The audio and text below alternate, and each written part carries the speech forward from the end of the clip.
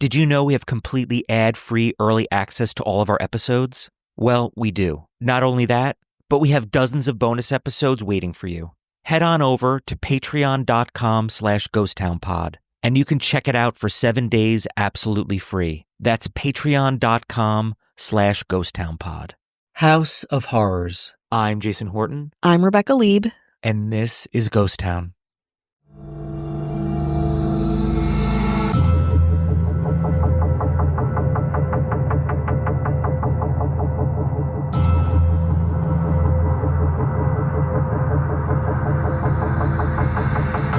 Though there are many noteworthy homes we've discussed on this podcast, there's one that we've touched upon a couple of times in different ways, but never have had the eerie, historic, and thoughtful treatment that I think that this topic deserves.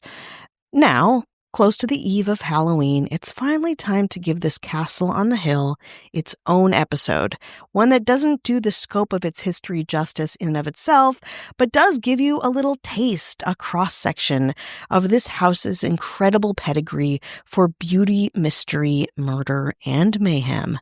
Without further ado, today on Ghost Town, the story of the Pyrenees Castle, also known as the Alhambra Mystery Castle. In the 1920s, LA was being developed from the hillside ranches to the real estate juggernaut we know it now to be, and a young real estate developer named Sylvester Dupuis saw a golden opportunity. The enterprising young man, barely in his 20s, had acquired land on leases to raise sheep and farm barley, oats, and hay, and had gotten very rich from this endeavor. Soon his cattle and sheep grazed over the 15,000 acres in the eastern suburbs of LA. It was a different time, and some livestock even hung out in what's now downtown Los Angeles. Dupuis then diversified into real estate and oil, helping found the town of Temple City with his business partner, Walter P. Temple. While very young, Dupuis had a wife and 4 children and wanted to celebrate his success with a house, reflective of his childhood spent going to visit his family in Europe. Dupuis' French parents had taken him to the many dream castles that dotted the French countryside, which had a profound effect on the developer. He never forgot these architectural marvels and set out to build his own European castle reflective of those in the Pyrenees Mountains of France.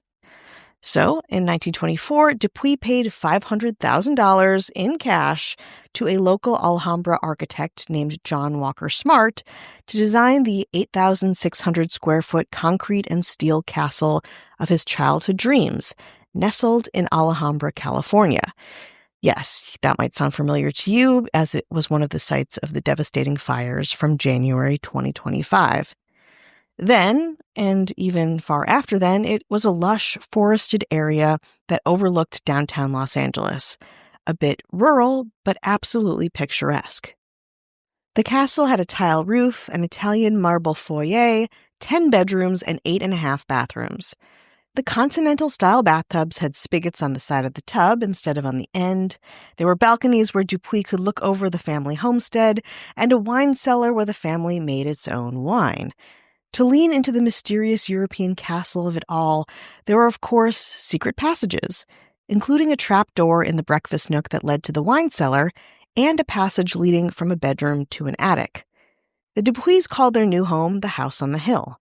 In 1927, after the family actually moved in, the children ran around the turrets, the women of the family prepared French meals, and everyone chipped in making and drinking the wine. A pretty good life, I would say. Quote, "My grandfather envisioned us all living together like the 1980s TV program Dallas," Sylvester Dupuis' grandson explained many years later. Despite their fairly public successes, however, the Dupuis were a fairly private family, which led to the castle's first rumors of being a hideout for criminals and perhaps ghosts. Fueling those notions was the reality that the Dupuis day-to-day wasn't all just French wine and familial bliss. Quote, "Oh, it was a nice enough place to live, but it was just too big," recalled Sylvester Dupuis' son, Henry. "The family had no servants, and the place was really too much work." There was also the Depression and market instability, making the house a bit of a money pit in the 1930s. Shortly before he died in 1937 of a stroke, Sylvester Dupuis lost most of his money in bad oil investments, leaving his wife land rich but cash poor. In 1939, a reporter for the Los Angeles Times attempted to address any rumors or mystery about the family and their financial status. In an article called, quote, Fables of the Alhambra Mystery Castle Explode, researched by the one and only Hadley Mears for PBS SoCal, the article explained, quote, because the owners who live in the castle went about their business and talked to no one, an air of mystery developed about the place, giving it the glamour of a nudist colony without a knothole. Not sure what that means. The result was a series of fantastic legends about the place, told about town by hairdressers and barbers, to those who asked about the House of Mystery. For instance, there's the story that the house is owned and occupied by a wealthy motor magnate who never permits himself to be seen entering or leaving the place. It is not true. Then there is the yarn that the place once was occupied by Eastern gangsters. This is just a fable. Also, there are tales of secret entrances, that a garage-like structure in a side hill below the mansion leads into a tunnel beneath the building, and an electrical elevator takes you up to meet the mysterious owners, if you know the password. That one's wrong, too. Well, kind of. The article didn't seem to affect the remaining Dupuis, but by 1946, only Sylvester's widow and a friend were left in the Pyrenees Castle. At that point, the estate was such a financial drain that the Dupuis decided to sell the castle to jeweler R.W. Wilson. They then subdivided the property into 8 apartments, one of which Sylvester's widow lived until her death in 1949. At that point, many different types of long and short-term tenants unpacked their bags at the Pyrenees Castle apartments. A 1977 profile described the castle a lot like you might the Chateau Marmont in the 70s and 80s, which of course we did a 3-part series on back 2 years ago. A kind of shabby chic, past its prime type of dinosaur to be appreciated, but perhaps not admired. After that, according to Mears in her PBS SoCal piece, the castle was sold to an anonymous buyer who wanted a home for herself and her 25 dogs. However, she never ended up moving in, and then the castle was sold again in the 1980s to an enigmatic Hong Kong businessman named Chris C.Y. Yip, who spent hundreds of thousands of dollars renovating the place. By 1994, however, the Pyrenees Castle was formally in the hands of the Bank of Hong Kong. Though the legend of ghosts and vandals and mobsters certainly swirled up until the 1990s, the real notoriety surrounding the house would occur in the 1990s, when Phil Spector enters the picture. We'll talk about it and him after this break. We're back recounting the life of the Pyrenees Castle, or the Alhambra Mystery Castle, the home of Sylvester Dupuis and several other larger-than-life tenants, but none so large as to who would come next, in my humble opinion, in 1998. It was then that legendary and controversial music producer Phil Spector moved into the Pyrenees Castle, buying the estate for a cool $1.1 million.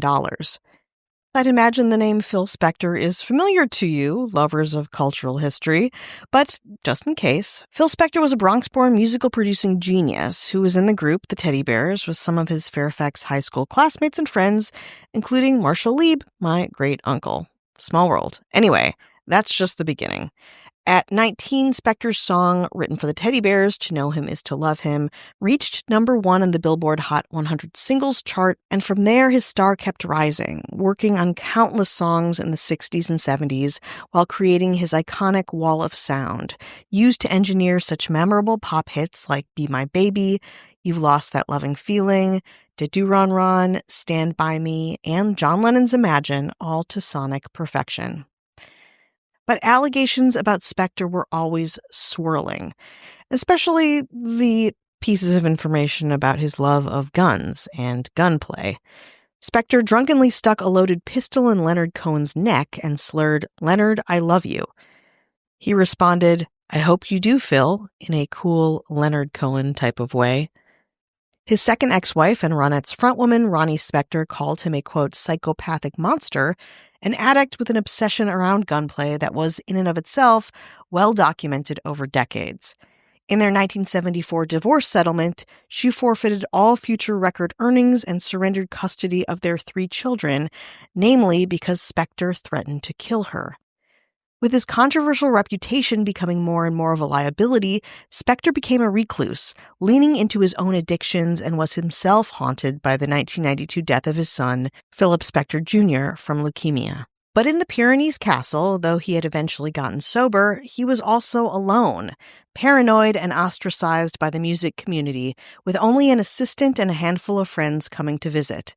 According to Mears' piece, Spector would often lock the gates of the castle to stop his friends from leaving.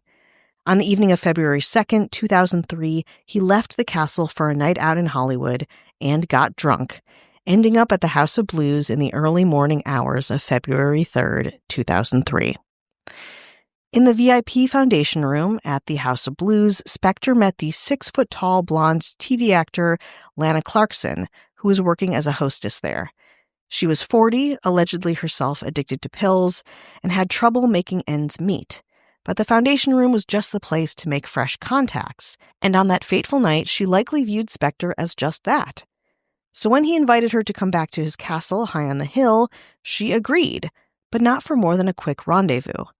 At the time, she would tell Phil Spector's driver, Adriano de Souza, quote, "It's going to be fast. I would like to have only one drink." De Souza waited for Clarkson in the driveway to finish her one drink, but at 5 a.m. he heard a, quote, soft popping sound, and shortly after, Spector came down, bloody, revolver in hand. "I think I killed somebody," he said. Soon, Alhambra police arrived and had to taser Spector, navigating the house as music blared through the speaker system. In the foyer, they found the body of Lana Clarkson sprawled out on an ivory chair, covered in blood.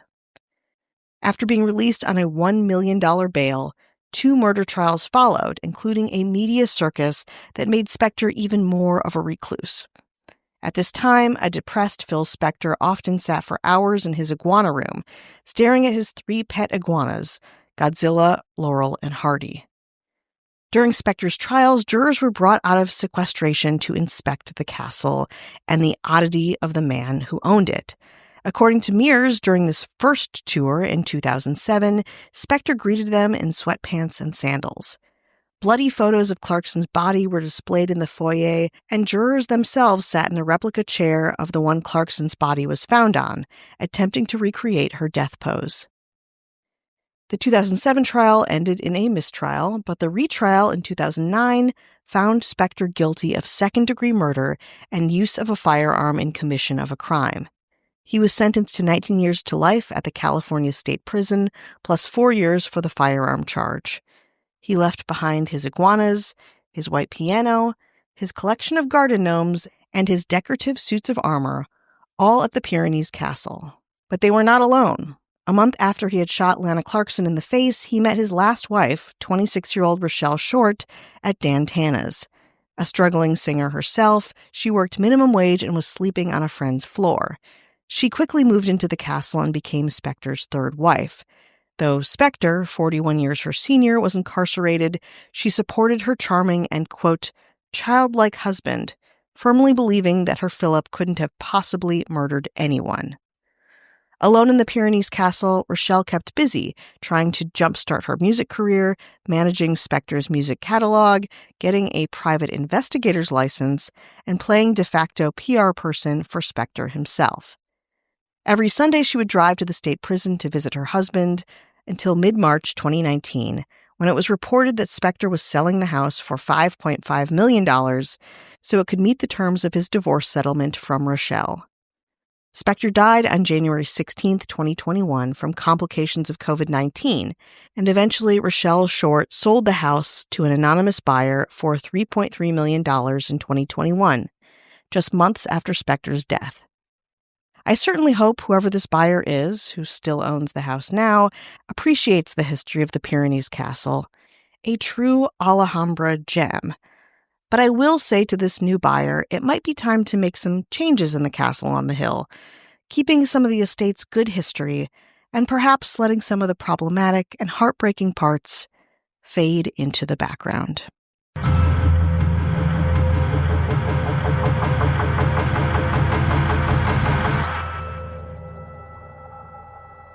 Did you know we have completely ad-free early access to all of our episodes? Well, we do. Not only that, but we have dozens of bonus episodes waiting for you. Head on over to patreon.com/ghosttownpod, and you can check it out for 7 days absolutely free. That's patreon.com/ghosttownpod.